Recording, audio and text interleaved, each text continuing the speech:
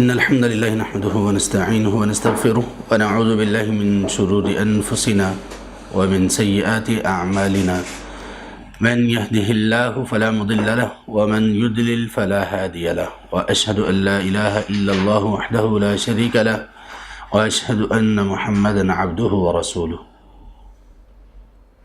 أعوذ بالله من الشيطان الرجيم فاصبر لحكم ربك ولا تكن كصاحب الحوت اذ نادى وهو مكذوم.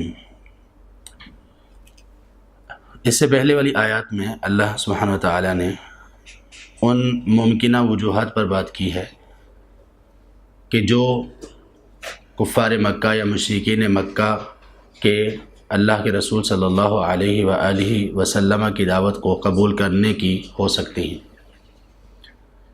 ایک وجہ کا ذکر یہ کیا کہ شاید آپ ان سے اس دعوت کے بدلے میں، اللہ کے اس پیغام کے پہنچانے کے بدلے میں کسی معاوضے کا سوال کر رہے ہیں، تو وہ اس معاوضے کو خام خواہ کی ایک چٹی اور تاوان سمجھ کر آپ سے کترا رہے ہیں اور دور بھاگ رہے ہیں، یا پھر وہ اس لیے آپ کی باتوں کا انکار کر رہے ہیں یا دور بھاگ رہے ہیں کہ ان کے پاس کوئی کتاب ہے، ان کے پاس کوئی غیب کا علم ہے، اس میں سے وہ دیکھتے ہیں، اس سے وہ خبر یہ معلوم کرتے ہیں، اور اس وجہ سے ان کو یہ بتایا جاتا ہے کہ آپ نے اس شخص سے دور رہنا ہے، تو اس وجہ سے وہ آپ کے قریب نہیں آ رہے.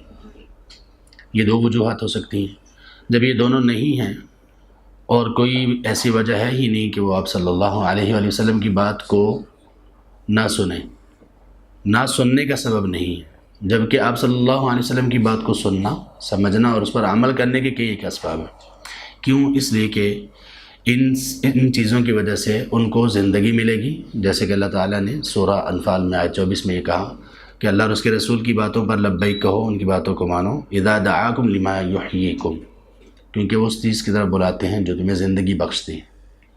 دوسرا یہ ہے کہ اللہ کے رسول صلی اللہ علیہ وآلہ وسلم کی باتوں کو ماننے سے ان کو شان و شوکت اور بلندی ملنے والی ہے، جیسے اللہ تعالیٰ نے سورۃ الانبیاء کی آیت 10 میں فرمایا لقد انزلنا الیکم کتابا فیہ ذکرکم، یقیناً بلا شبہ ہم نے آپ کی طرف ایک ایسی کتاب نازل کی کہ اس میں آپ کا تذکرہ ہے.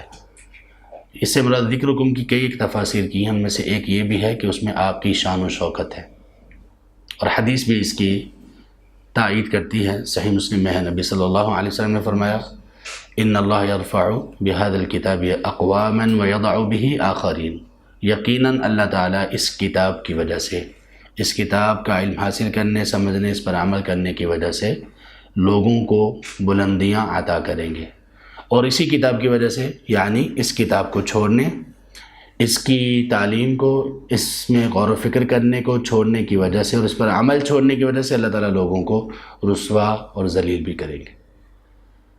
تو جب یہ ساری چیزیں ان کے سامنے تھیں اور لوگوں کا عزت پانا اور نبی صلی اللہ علیہ وآلہ وسلم کی پیشن گوئیوں کا پورا ہونا، یہ سب کچھ ان کے سامنے تھا، تو گویا اسباب اور وجوہات تو یہ تھیں کہ وہ اللہ کے رسول صلی اللہ علیہ وسلم کی باتوں کو سنتے، سمجھتے اور عمل کرتے، جبکہ انہوں نے اس کے بالکل برعکس رویہ اپنایا، اور اس کی جو وجوہات ممکنہ ہو سکتی تھی اللہ نے وہ ذکر کی. اس کے بعد یہ فرمایا کہ جب ایسی کوئی وجہ نہیں ہے تو پھر آپ کو کیا کرنا چاہیے. دیکھیے، دعوت میں صبر کے بغیر چارہ نہیں ہے. دعوت میں کچھ چیزیں ایسی ہیں جو لوگوں میں انقطاع پیدا کرتی ہیں دعات میں. اس پر بہت زیادہ اور بہت تفصیل سے لکھا گیا، اہل علم نے لکھا، کیونکہ یہ جو فیلڈ ہے دعویٰ کی، یہ انبیاء علیہ السلام کی فیلڈ ہے، ان کا میدان ہے. یہ کوئی معمولی فیلڈ نہیں ہے. یہ ہر بندے کی ذمہ داری تو ہے، لیکن ہر بندہ اس کو سمجھے بغیر کر لے، یہ کبھی بھی ممکن نہیں ہے، کبھی بھی ممکن نہیں. کبھی ایسا ہوتا ہے کہ لوگوں کی باتیں، اعتراضات بہت زیادہ ہوتے ہیں، سننے والے بھی بہت ہوتے ہیں اور اعتراضات بھی بہت ہوتے ہیں. کبھی ایسا ہوتا ہے کہ لوگ سننے والے ہی نہیں ہوتے. کبھی ایسا ہوتا ہے کہ انسان اپنی کوشش میں لگا ہوا ہوتا ہے اور وہ کر رہا ہوتا ہے، لیکن لوگ اس کا معنی، مفہوم اور مطلب بالکل کوئی الٹ لے رہے ہوتے ہیں. آدمی کچھ بتا اور سکھا رہا ہوتا ہے، لوگ کچھ سمجھ رہے ہوتے ہیں. دعوت میں یہ ساری چیزیں چلتی ہیں. کچھ لوگوں کے سامنے بہت ساری باتیں بتانا پڑتی ہیں، کچھ لوگوں کے سامنے بہت ساری باتیں، آیات اور احادیث ایک وقت کے بعد ان کو بتانا ہوتی. تو یہ ساری چیزیں دعوت کا حصہ ہیں. دعوت صبر کے بغیر اس لیے ممکن نہیں ہے کہ صبر آدمی جیسے ہی چھوڑتا ہے اسی وقت اس کی دعوت تنزلی کا شکار ہونا شروع ہو جاتی ہے، انسان ایک داعی پیچھے آنا شروع ہو جاتا ہے۔ اللہ تبارک و تعالیٰ نے اپنے رسول صلی اللہ علیہ وسلم سے کہا، اب یہاں پر دیکھیے اللہ کے رسول صلی اللہ علیہ وسلم، ان کی نصیحت، خیرخواہی، بلندی، شان و شوکت، اللہ کے قریب ہونا، جہنم سے بچنا، اللہ کے غصے اور ناراضگی سے بچنا، اس کی تعلیمات دے رہے ہیں، اور وہ لوگ کیا کر رہے ہیں؟ وہ لوگ آپ صلی اللہ علیہ وسلم کے متعلق مختلف باتیں جو تکلیف دیں وہ کہہ رہے ہیں۔ تو اللہ تعالیٰ نے ان سب سے بڑے داعی محمد کریم صلی اللہ علیہ وسلم کو کیا نصیحت کی؟ فاصبر لحکم ربک۔ اللہ فرماتے ہیں کہ آپ ڈٹے رہیے، صبر کیجیے اپنے رب کے حکم پر۔ آپ کے رب کا حکم کیا ہے؟ کہ آپ کو دعوت دینا ہے۔ جب داعی کے ذہن میں یہ بات آ جائے کہ لوگ میری دعوت کو سننے والے نہیں ہیں یا کم لوگ مجھے سن رہے ہیں، یہ سب سے بڑی علامت ہے ایک داعی کے فیل ہونے کی۔ لوگ اپنے پروگرام کو کامیاب اور ناکام تصور لوگوں کی تعداد پر کر رہے ہوتے ہیں۔ جن لوگوں کی دعوت کا یہ معاملہ ہے، اس کا مطلب یہ ہے کہ ان کو بھی بنیادی طور پر بہت زیادہ اصلاح اور علم کی ضرورت ہے دعوت کے متعلق۔ لوگ سمجھ رہے ہوتے ہیں کہ ہمارے پاس کم لوگ آئے، ہماری بات کو کم لوگوں نے سنا تو ہماری دعوت فیل ہے۔ سبحان اللہ، لا حول ولا قوت الا باللہ۔ رسول اللہ صلی اللہ علیہ وآلہ وسلم نے ارشاد فرمایا، قیامت کے دن آپ نے مختلف انبیاء اور ان کی قوموں کے متعلق لوگوں کو خبر دی۔ موسیٰ علیہ السلام کی قوم کے متعلق بتایا کہ قیامت کے دن آئیں گے تو اس طرح اتنے زیادہ لوگ ہوں گے کہ میں سمجھوں گا کہ یہ میری امت ہے۔ اور اس کے بعد پھر آپ نے اپنی امت کے بارے میں فرمایا، وہ جو سب سے زیادہ ہوں گے، کثرت میں ہوں گے، سب سے بڑھ کر ہوں گے۔ پھر آپ صلی اللہ علیہ وسلم یہ ذکر کرتے کرتے، صحیح بخاری میں ہے، یہ لمبی حدیث ہے، آپ نے یہ کہا کہ کچھ انبیاء آئیں گے اور ان کے ساتھ 2 لوگ ہوں گے، کچھ کے ساتھ 1 شخص ہوگا، اور کچھ انبیاء ایسے بھی آئیں گی کہ ان کے ساتھ کوئی بھی نہیں ہوگا۔ تو اب یہ جو دعات ہیں، یہ جو انبیاء ہیں، ہر ایک نبی ایک داعی ہے، تو جن کے ساتھ 1 یا 2 لوگ ہوں گے، جن کے ساتھ کوئی بھی نہیں ہوگا، کیا وہ ناکام لوگ ہیں؟ نہیں، ناکام نہیں۔ اب دیکھیے کتنے لوگ، آپ کو دعات، اب دیکھیں ہم ارد گرد اگر نظر دوڑائیں، دینی جماعتوں پر نظر دوڑائیں، تو وہ اپنے پروگرامز کو کامیاب اس کو تصور کر رہے ہوتے ہیں کہ اس میں تعداد اور رش زیادہ۔ نہیں، یہ نہیں کامیابی۔ کامیابی یہ ہے کہ آپ لوگ دعوت کس انداز میں پیش کر رہے ہو اور کون سی دعوت آپ پیش کر رہے ہو، اس میں آپ لوگوں کی محنت کیا ہے۔ کیا آپ ایک صبر، کیا آپ ایک مسلسل تسلسل اور مستقل مزاجی سے چل رہے ہو یا نہیں، یہ اصل ہے۔ تو مستقل مزاجی سے چلنے سے پھر افراد سازی ہوتی ہے اور افراد لوگوں کو ملتے ہیں۔ انبیاء علیہ السلام دیکھیں، انہوں نے جو محنت کی، جتنے لوگ ان کو ملے وہ کمال کے لوگ تھے۔ کسی کو نہیں کوئی ملا تو نہیں ملا، لیکن جن کو جو لوگ ملے وہ بہت کمال کے لوگ تھے۔ اللہ تبارک و تعالیٰ نے اپنے رسول سے کہا کہ فاصبر لحکم ربک، آپ اپنے رب کے حکم پر ڈٹے رہیں۔ رب کا حکم کیا ہے؟ کہ ان کو بتاتے رہیں۔ آپ کا کام ہے پہنچا دینا، آپ کا کام ہے لوگوں کو بتا دینا، آپ کا کام ہے لوگوں کو دعوت دینا۔ سبحان اللہ، اللہ تعالیٰ نے اپنے خلیل ابراہیم علیہ السلام سے کہا وَأَذِّن فِي النَّاسِ بِالْحَجِّ، سورۃ الانبیاء، سورۃ الحج میں ہے یہ، کہ آپ لوگوں میں حج کا اعلان کیجیے۔ کس وقت؟ کوئی بندہ نظر ہی نہیں آتا، لوگوں کا کوئی تعداد، کوئی ایسی چیز نہیں ہے۔ انہوں نے یہ نہیں کہا اے اللہ اعلان کس کو کروں، اللہ فرما رہے ہیں اس وقت اللہ نے یہ کہا کہ اتوک رجالا وعلی کل ضامر، لوگ آپ کے پاس پیدل چل کر بھی آئیں گے، اور کمزور جانور جس کے پاس بہت زیادہ طاقت نہیں ہوگی اچھی سواری کی، وہ جیسی تیسی سواری اس کو لے کر بھی آئے گا۔ من کل فج عمیق، اور لوگ دنیا کے کناروں، کونوں اور دور دراز کی جگہوں سے آئیں گے۔ تو یہ نتائج جو ہیں یہ کس کے ہاتھ میں؟ اللہ تبارک و تعالیٰ کے ہاتھ میں۔ ہمارے ہاتھ میں جو ہے، ہماری جو ذمہ داری ہے، ہم اس میں کبھی کمی کوتاہی نہ کریں۔ فاصبر لحکم ربک، اے پیغمبر جو آپ کو حکم دیا گیا ہے اس پر ڈٹے رہیے۔ صبر کا کیا معنی ہوتا ہے؟ صبر کا معنی ہم نے پڑھا کہ ڈٹ جانا، رک جانا، روک لینا وغیرہ۔ صبر اسلام میں 3 طرح کا ہوتا ہے۔ ایک صبر ہے نیکی پر صبر، صبر کی دوسری قسم ہے گناہوں سے صبر، اور صبر کی تیسری قسم ہے اللہ تبارک و تعالیٰ کی جو تقدیر ہے، جو حادثات، حوادث یا جو اس طرح کی چیزیں جو انسان کے لیے ناخوشگوار ہوتی ہیں، اس پر صبر۔ تو ہمارے یہاں یہ آخری چیز کو صبر سمجھا جاتا ہے، نہیں، یہ تو صبر کی قسم ہے اور آخر میں آتی ہے۔ صبر کی سب سے بڑی، سب سے مشکل قسم یہ ہے کہ نیکی پر صبر کیا جائے۔ کیا مطلب؟ نیکی کو مستقل مزاجی سے کرتا رہا جائے، یہ سب سے مشکل بات ہے۔ واللہ ہم نے یہ کلاس ابھی شروع کی ہے نا، اس کلاس کو شروع کرنا، اس سے پہلے شروع کرنے کا ارادہ کئی ماہ تک بات چلتی رہی، ایسے ہی تمام چیزوں میں ایسا ہی ہوتا ہے۔ اب اصل مسئلہ یہ نہیں ہے کہ ہم نے کس طرح سے یہ شروع کی، اصل مسئلہ یہ ہے کہ یہ کس طرح سے چلتی رہے۔ ہر چیز میں یہی ہوتا ہے۔ اللہ تعالیٰ نے یہ جو صبر کا معاملہ اللہ نے قرآن میں سکھایا ہے نا، صبر وہ چیز ہے، صبر میں جو تعلیم دی گئی یہ وہ چیز ہے، اگر دنیا کے لوگوں کو اس کا معلوم ہو جائے اور اگر ہم مسلمانوں کو اس کا ادراک اور شعور مل جائے اور وہ اس پر آ جائیں، واللہ کوئی شخص کبھی بھی ناکام نہیں ہو سکتا۔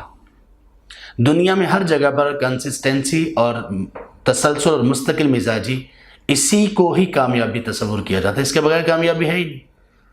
لوگ کہتے ہیں نا کہ آدمی پرسنالٹی ڈیولپنگ کی بہت ساری ورکشاپس لوگ کروا رہے ہوتے ہیں کہ آپ کا کردار، آپ کی شخصیت کیسے بنے گی۔ لوگ ورکشاپس کروا رہے ہوتے ہیں کہ آپ کامیاب کیسے ہو سکتے ہیں۔ اس طرح کی چیزیں لوگ کرواتے ہیں نا، پیسے بھی بہت سارے چارج کرتے ہیں، لوگ ان کو دیتے بھی ہیں، لوگ بہت کچھ سیکھنے کی بھی کوشش کرتے ہیں۔ یہ ایک چیز ہی قرآن کی تعلیمات میں سے سب پر حاوی ہے انسان کی کامیابی کے لیے۔ اس کا مطلب ہے کہ مستقل مزاجی رکھیں۔ ہم لوگ کتنے ایسے کام شروع کرتے ہیں، ہمیں معلوم ہوتا ہے کہ ان کاموں میں ہماری کامیابی ہے، ناکام کیوں ہوتے ہیں؟ طریقہ غلط نہیں ہوتا، کام غلط نہیں ہوتا، صرف ایک کمی ہوتی ہے کہ مستقل مزاجی نہیں رکھ پاتے۔ 2 دن کیا کام، تیسرے دن پھر ختم۔ صبر سے اللہ تعالیٰ نے مسلمانوں کو مستقل مزاجی سکھائی ہے۔ صبر، استقامت، ثبات، روزہ، ان چاروں چیزوں کا ایک ہی معنی، مطلب اور مفہوم اور ایک ہی چیز پر بندے کو کھڑا کرنے والی ہے یہ چیز۔ اللہ نے اپنے رسول سے کہا فَاصْبِرْ لِحُکْمِ رَبِّكَ، آپ اپنے رب کے حکم پر ڈٹ جائیے، نیکی پر ڈٹ جائیے، نیکی جو کرنا شروع کی اس کو کرتے رہیے۔ اس لیے رسول اللہ صلی اللہ علیہ وسلم اس قدر آپ دنیا کے کامیاب شخص تھے کہ نہیں؟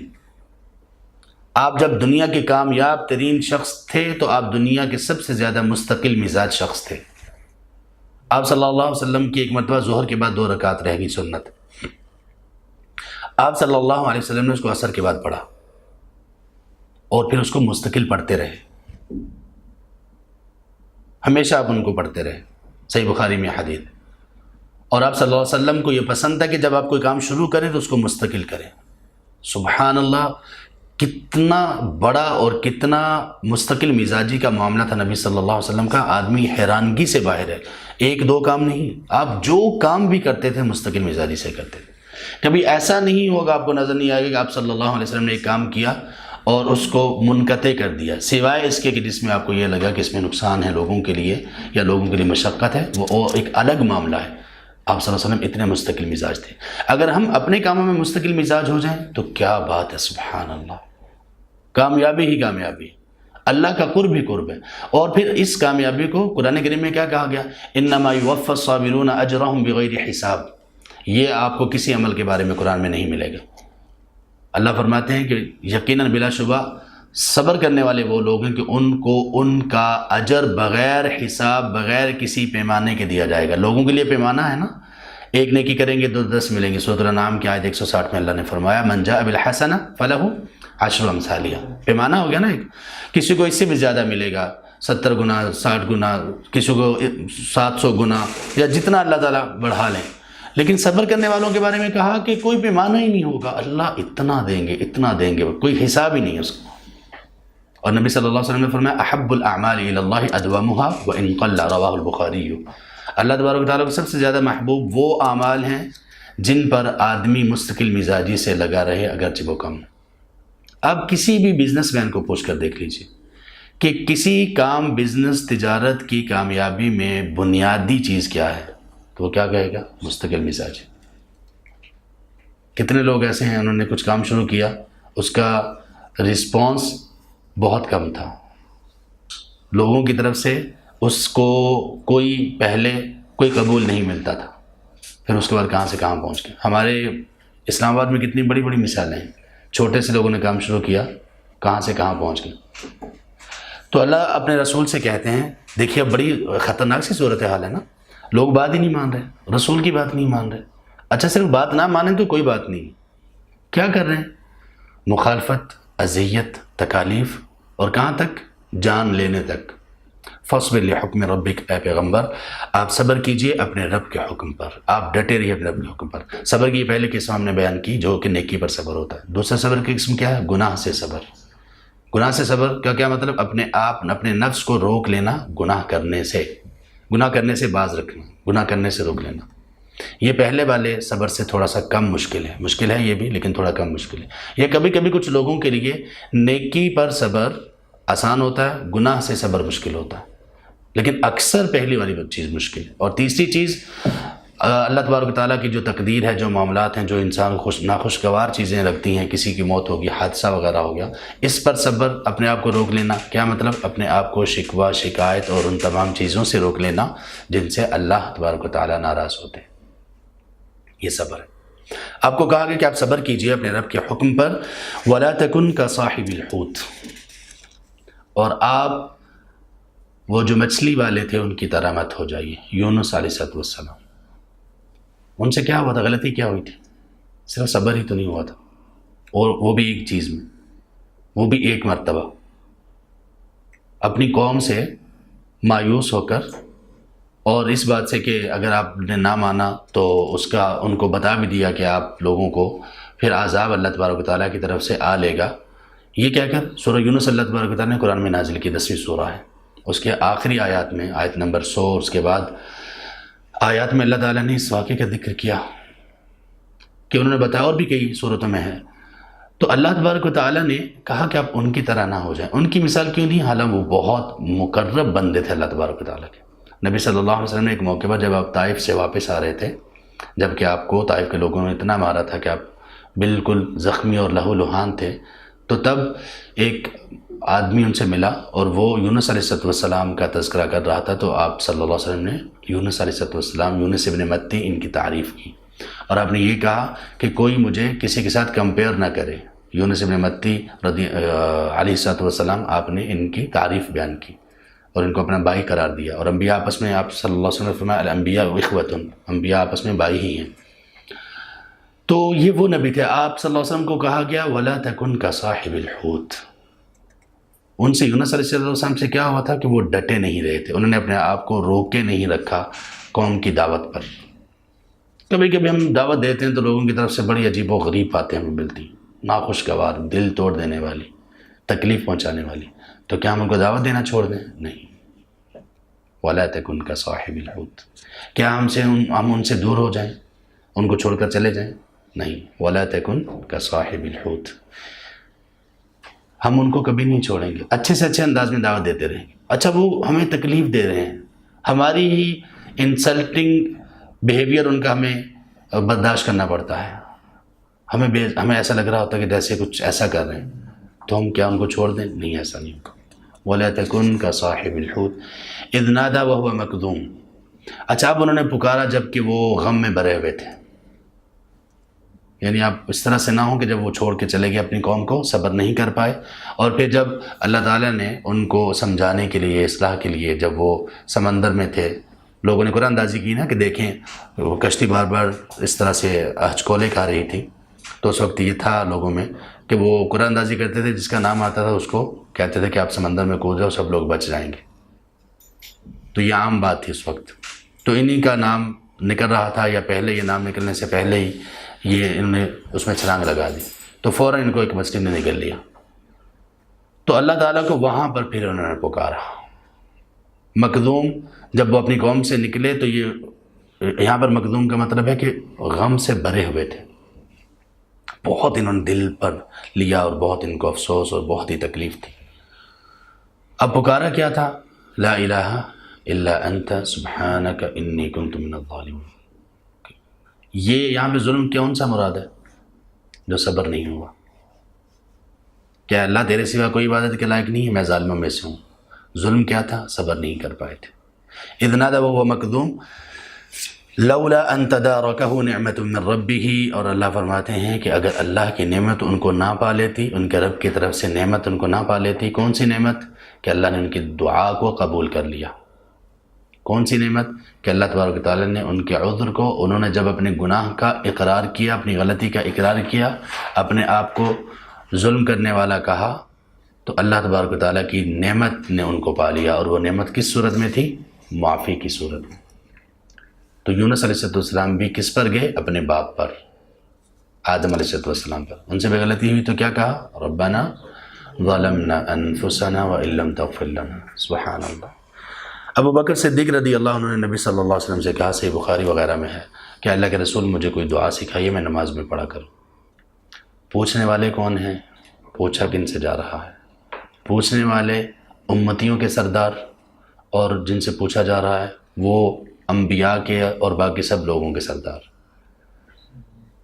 کون سے شخص جن کے بارے میں نبی صلی اللہ علیہ وسلم نے کیا فرمایا کہ میں نے سب کے احسانات کا بدلہ دے دیا، اگر کسی کے احسانات کا بدلہ میں نہیں دے سکا تو وہ ابو بکر الصدیق رضی اللہ عنہ۔ الصدیق انتہائی سچا، اس کا لقب ان کو دیا گیا۔ تصدیق انہوں نے کمال درجے کی نبی صلی اللہ علیہ وسلم۔ وہ پوچھ رہے ہیں اور نبی صلی اللہ علیہ وسلم کیا بتا رہے ہیں کہ آپ ایسا کیا کیجئے، آپ اپنی نماز میں یہ پڑھا کیجئے، یعنی تشہد کی دعاؤں میں سے اللہم انی ظلمت نفسی ظلما کثیرا ولا یغفر الذنوب الا انت۔ گناہوں کو معاف کرنے والا اللہ کے سوا کوئی نہیں۔ لوگ تلاش کر لی نا گناہ معاف کروانے والے، جو ہمارے ہاں بھی یہ واقعہ ہوا، گناہ معاف کروانے گئے تھے نا یہ سرگودا میں اس پیر کے پاس، جس نے بندے ہی قتل کر دیا اور 20 لوگ مار دیے، گناہوں کے معافی کے سلسلے میں تھے۔ تو دیکھیں کہ تعلیم کیا دی جا رہی ہے، ولا یغفر الذنوب الا انت، اللہ کے سوا یا اللہ تیرے سوا کوئی گناہوں کو معاف نہیں کر سکتا۔ فاغفر لی مغفرۃ من عندک، اے اللہ تو میرے گناہ معاف فرما دے۔ کیسے؟ مغفرۃ من عندک کا کیا مطلب ہے؟ اس کا کوئی کمال کا مطلب ہے، عجیب دعا سکھائی نبی صلی اللہ علیہ وسلم۔ مغفرۃ من عندک، اگر صرف یہ کہہ دیا جاتا فاغفر لی تو کافی تھا کہ اللہ مجھے معاف کر دے۔ مغفرۃ من عندک کا مطلب یہ ہے کہ اے اللہ کوئی ایسی بات نظر نہیں آ رہی کہ جس کی وجہ سے مجھ جیسے بندے کو معافی دی جائے۔ مغفرۃ من عندک، اے اللہ میں تجھ سے معافی مانگتا ہوں کوئی اپنی خاص رحمت سے، میرے اعمال کی وجہ سے نہیں، اس وجہ سے نہیں کہ اس بندے میں یہ خوبی نظر آ رہی ہے، ایک صلاحیت نظر آ رہی ہے، اے اللہ اس وجہ سے نہیں، مغفرۃ من عندک، اے اللہ بس اپنے خاص کرم سے، اپنی مغفرت سے، میری وجہ سے، میرے کسی عمل کی وجہ سے نہیں، اپنی یا رب تو اپنی رحمت سے، اپنی خاص رحمت سے نواز کر مجھے معاف کر دے، بغیر کسی وجہ کی۔ وارحمنی انک انت الغفور الرحیم۔ نہیں، تشہد میں ہے یہ، ویسے بھی پڑھی بھی جا سکتی ہے، نماز کے بعد کے اذکار میں نہیں ہے یہ، پڑھنا آدمی چاہے جب مرضی پڑھ سکتا ہے، نماز میں تشہد کی دعاؤں میں سے ہے یہ۔ اگر اللہ کی نعمت نہ پاتی تو اللہ کی نعمت صرف جسمانی طور پر، مالی طور پر، صحت تندرستی یہ نہیں ہوتی، معافی اللہ کی کتنی بڑی نعمت ہے۔ اور سبحان اللہ، معافی سے پہلے ایک اور اللہ کی بہت بڑی نعمت ہے، وہ یہ ہے کہ بندے کو توفیق مل جائے کہ وہ معافی مانگ لے، اللہ سے مغفرت کا سوال کر لے، یہ بھی تو اللہ کی نعمت ہے۔ اگر اللہ کی نعمت، ان کے رب کی نعمت ان کو نہ پاتی، لنبذ بالعراء، تو یقیناً لا تاکید کے لیے، لام تاکید ہے یہ، تو یقیناً نبذ بالعراء، ان کو پھینک دیا جاتا ایک چٹیل میدان میں، وہو مذموم، تو وہ اس حال میں پھینکے جاتے ایک چٹیل میدان میں کہ وہ ملامت کرنے والے ہوتے اپنے آپ کو، وہ ایسے ہوتے کہ ان کے قابل عزت نہ ہوتے وہ، اور وہ کیسے پھینک دیے جاتے؟ ممکن تھا وہ زندہ بھی نہ ہوتے، یعنی اگر اللہ تعالیٰ کی نعمت ان کو نہ ملتی تو پھر ان کی حالت وہ عزت افزائی والی نہ ہوتی۔ یہاں پہ اللہ کی نعمت، اللہ تبارک و تعالیٰ کی طرف سے معافی، اور وہ معافی اللہ تبارک و تعالیٰ کی جو معافی کی صورت میں نعمت تھی وہ کیوں ملی؟ کیونکہ اللہ تعالیٰ کی نعمت جو کہ معافی مانگنے کی صورت میں اور غلطی کا اقرار کرنے کی صورت میں تھی وہ ان کو اس سے پہلے نصیب ہو چکی۔ سو اللہ سبحانہ و تعالیٰ نے ان کو معاف کر دیا، اور اس کے بعد اللہ تبارک و تعالیٰ نے ان کو کتنی عزت اور کتنا احترام بخشا، اور رہتی دنیا تک ان کا نام قرآن کریم میں رکھ لیا۔ اللہ فرماتے ہیں فَاجْتَبَاهُ رَبُّهُ فَجَعَلَهُ مِنَ الصَّالِحِينَ، سو اللہ نے ان کو چن لیا، پہلے بھی چنیدہ تھے لیکن صبر کو چھوڑا، جب صبر کو چھوڑا تو اللہ تعالیٰ نے ان کو سکھانے کے لیے، سمجھانے کے لیے یہ کیا، اور انہوں نے اس بات کا احساس کر لیا، اپنے ظلم کا اقرار کیا، معافی مانگی، اللہ نے دوبارہ چن لیا۔ اللہ کے جو چنیدہ بندے ہوتے ہیں نا، ان کا مطلب یہ نہیں ہوتا کہ جو کبھی غلطی ہی نہ کرے، اللہ کے چنیدہ وہ بندے ہوتے ہیں جن کا غلطی کے بعد رویہ بہت اچھا ہوتا ہے، اور وہ ہوتا ہے جو آدم کا تھا، جو یونس کا تھا علیہ السلام، جو نوح کا تھا۔ نوح علیہ السلام نے سوال کیا اپنے اللہ سے کہ اللہ ان ابنی من اہلی و ان وعدک الحق، اے اللہ میرا بیٹا میرے اہل میں سے ہے، آپ کا وعدہ سچا ہے۔ تو اللہ تعالیٰ نے فوراً سرزنش کی کہ اب اس کے بارے میں اب سوال نہیں کرنا، انہ لیس من اہلک، وہ آپ کے اہل میں سے نہیں ہے، انہ عمل غیر صالح۔ تو اللہ تعالیٰ نے کہا کہ آئندہ مجھ سے اس کے بارے میں نہیں پوچھنا، فوراً مان گئے۔ یہ ہوتا ہے، یہ رویہ اللہ تعالیٰ کو پسند ہے، اللہ کے چنیدہ لوگوں کا یہ رویہ۔ اللہ نوح علیہ السلام نے قوم کے لیے تو بدعا کی تھی، ان کو تباہ کرتے ہیں نوح علیہ السلام نے کی تھی، بابا جی نے دعا کی تھی 950 سال کے بعد، 950 سال ان کو دعوت دی۔ اس کے بعد انہوں نے اللہ تعالیٰ سے، جب ان کو یہ بھی معلوم تھا کہ اب اس قوم یہ بچ نہیں سکتی، اللہ تعالیٰ نے اس کا بھی فیصلہ کر رکھا تھا کہ اب اس قوم کو تباہ کرنا ہے، تو اس موقع پر نوح علیہ السلام نے دعا کی، صبر کا دامن 950 سال تک نہیں چھوڑا، اور یہ بھی بے صبری نہیں تھی۔ معلوم یہ ہوتا ہے کہ ان کو پتہ چل چکا تھا کہ اللہ تبارک تعالیٰ کی طرف سے اب ان پر عذاب آنے والا ہے، تو انہوں نے کہا کہ اے اللہ عذاب ایسا نازل فرما کہ بس کچھ نہ بچے، ورنہ یہ لوگ اپنے جیسے بچے جنم دیں گے۔ اب دیکھیں نا، آخر انسان ہے، 950 سال ان کی دعوت کا ہے، عمر ان کی اس سے زیادہ تھی۔ سبحان اللہ، ہم لوگ ایک آدھ مہینہ 2-4 دن صبر نہیں کر سکتے، 1 سال 2 سال 10 سال 50 سال 100 سال 200 300، مطلب ہم تو گنتی کر سکتے ہیں نا، تو انہوں نے یہ کر کے دکھایا۔ سبحان اللہ۔ فجعلهم من الصالحین، اور اللہ تعالیٰ نے ان کو صالحین میں سے کر لیا۔ صالحین سے کیا مراد؟ اللہ تعالیٰ نے ان کو اپنے نیک بندوں میں کر لیا۔ کچھ لوگوں نے اس کا معنی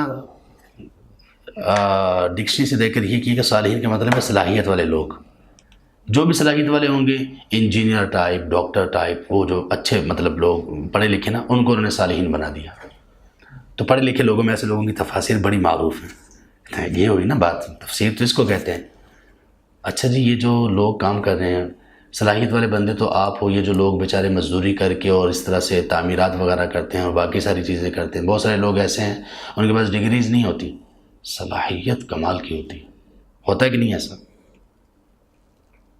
تو صلاحیت والے لوگ اس کا معنی ہو سکتا ہے، لیکن ہر جگہ پر صلاحیت والے لوگ ہی نہیں ہوتا۔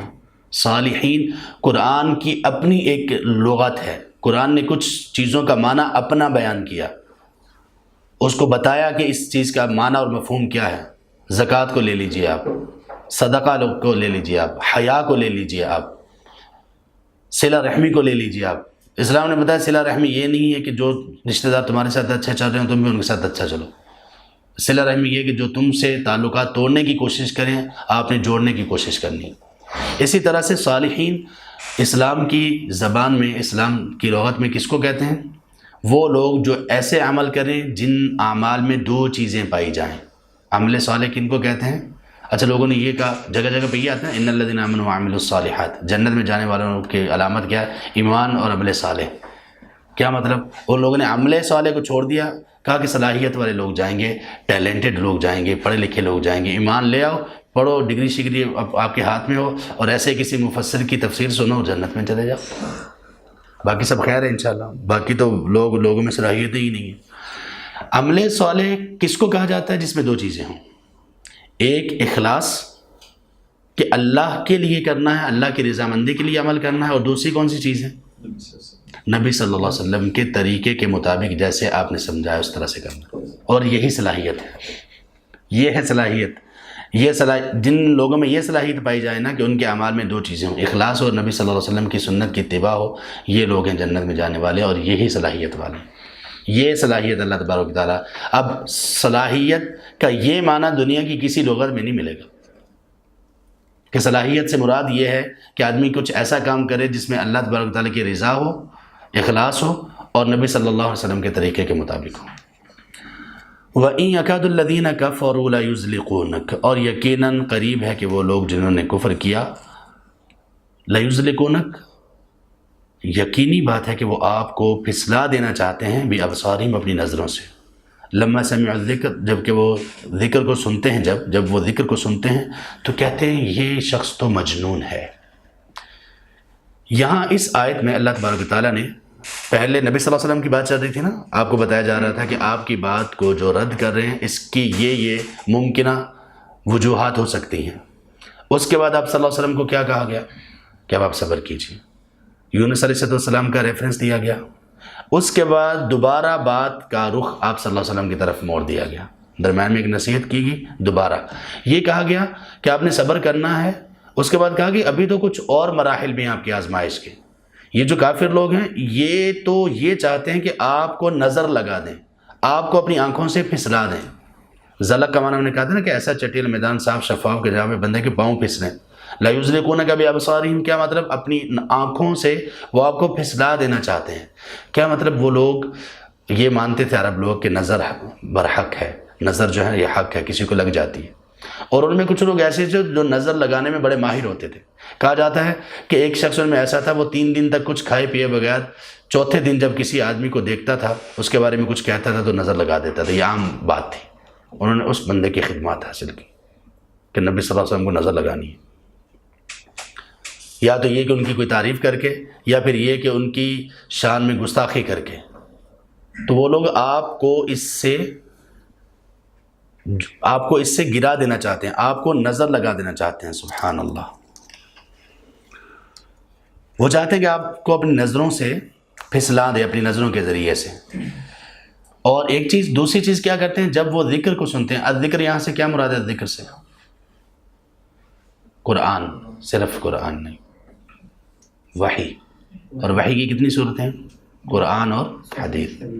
الذکر کے یہ معنی ہمیشہ یاد رکھیں، اس سے بہت ساری چیزیں ہمیں سیکھنے کو مل جاتی ہیں۔ خاص طور پہ وہ لوگ جو کہتے ہیں نا میں ذکر اذکار کر رہا تھا، عام لوگوں میں ذکر کس کو کہتے ہیں؟ سبحان اللہ، الحمدللہ، اللہ اکبر، صرف ان چیزوں کا ذکر کہتے ہیں۔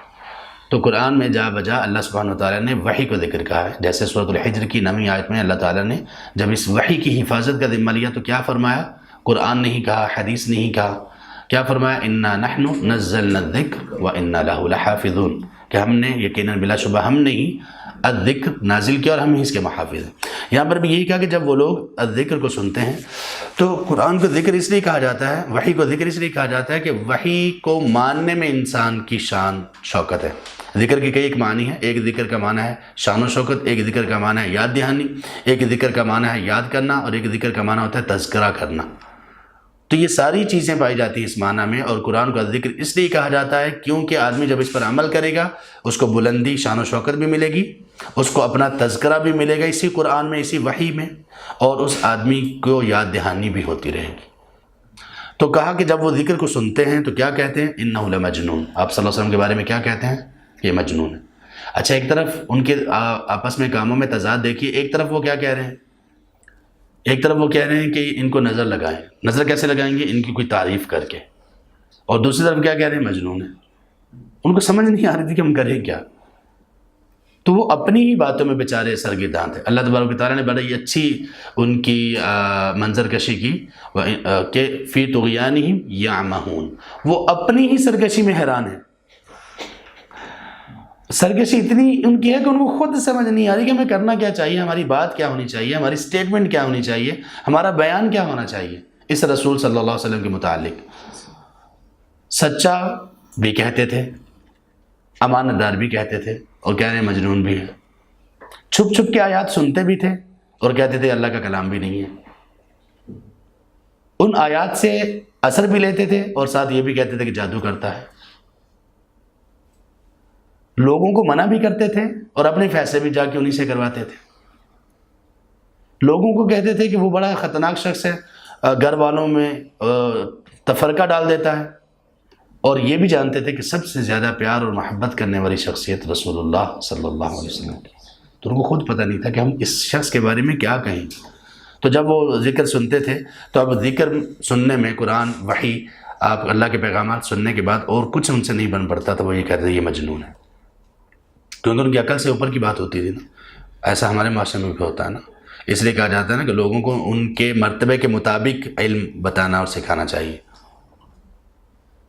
اتنی گہری باتیں لوگوں کو پہلے ہی نہ بتا دیں کہ وہ کہیں یہ کون سی باتیں آپ کر رہی ہیں۔ علی رضی اللہ عنہ کی طرف ایک منسوب قول ہے، انہوں نے کہا کہ تم لوگ لوگوں کے معاملات اور لوگوں کے شعور کے مطابق ان کو دعوت دو یا ان کو تعلیم دو. کیا تم یہ چاہتے ہو کہ اللہ اور اس کے رسول صلی اللہ علیہ وسلم کی باتوں کو جھٹلایا جائے؟ آپ دیکھیں نا، ایک پریپ کا آدمی ہے، پریپ کا ایک اسٹوڈنٹ ہے، پریپ کا ایک بچہ ہے، اس کو آپ میٹرک کی باتیں بتانا شروع کر دیں تو وہ کیا کرے گا؟ میٹرک کے شخص کو آپ پی ایچ ڈی کی باتیں بتانا شروع کر دیں. تو ان لوگوں نے، خیر ان لوگوں کی تو یہ سرکشی تھی کہ ان لوگوں نے کہا کہ یہ تو مجنون ہے. اللہ تبارک و تعالیٰ نے کیا فرمایا؟ اسی ذکر کی دوبارہ تفصیل بیان کی یہاں سے، وما هو الا ذکر للعالمین. اللہ فرماتے ہیں کہ یہ کچھ نہیں ہے سوائے اس کے کہ یہ تمام جہانوں کے لیے ذکر ہے. یہاں میں ذکر کس کو کہا گیا؟ نہیں، یہاں پہ دیکھیں نا، ان لوگوں نے کہا کہ جب وہ ذکر کو سنتے تھے، یہاں پہ ذکر سے مراد وہی ریمائنڈر، وحی ہے. ہاں، وما ہوا سے مراد کیا ہے؟ ان ہوا، وما ہوا الا ذکر للعالمین ہوا، قرآن نہیں ہے. کس کی بات ہو رہی پیچھے؟ رسول صلی اللہ علیہ وسلم کی. رسول کو بھی قرآن میں ذکر کہا گیا ہے، یہاں پہ بھی رسول ہی مراد ہے. امام ابن جریر طبری رحمہ اللہ اس آیت کی تفسیر میں لکھتے ہیں، وما محمد الا ذکر ذکر اللہ بہ العالمین. اللہ کے رسول صلی اللہ علیہ وسلم ذکر ہیں، اللہ نے ان کے ذریعے سے جہان والوں کو نصیحت فرمائی، یاد دہانی ان کے ذریعے سے دی، شان و شوکت ان کے ذریعے سے دی، جنات کو بھی اور انسانوں کو بھی. اسی طرح سورہ الطلاق میں بھی نبی صلی اللہ علیہ وسلم کو ذکراً رسولا، آپ صلی اللہ علیہ وسلم کو سورۃ الطلاق میں بھی ذکر کہا گیا. تو یہ ذکر، آپ کو ذکر کیوں کہا گیا اور عالمین کے لیے ذکر کیوں کہا گیا؟ جیسے کہ امام ابن جریر طبری رحمہ اللہ کا ہم نے قول پڑھا کہ اللہ نے آپ کے ذریعے سے لوگوں کو نصیحت کی، لوگوں کو بلندی دی اور لوگوں کو یاد دہانی کروائی. اسی طرح سے اس پیٹرن پر چلنے والے جو لوگ ہوں گے اہل علم، وہ بھی یہی کام کریں گے، ذکر کا کام کرنے والے ہی ہوں گے. سورہ القلم کی تفسیر یہاں پہ ختم ہوئی. اللہ تبارک و تعالی ہمیں توفیق نصیب فرمائے کہ ہم اس سلسلے کو آگے چلاتے رہیں، اور اللہ تبارک و تعالی اس کو قبول بخشیں، اور اللہ تبارک و تعالی اس سے ہمیں علم نافع نصیب کریں، جو علم نافع اللہ کے قریب کر دینے والا اور اللہ کی ناراضگی سے دور کر دینے والا ہے. سبحانک اللہم و بحمدک، اشہد ان لا الہ الا انت، استغفرک و اتوب الیک.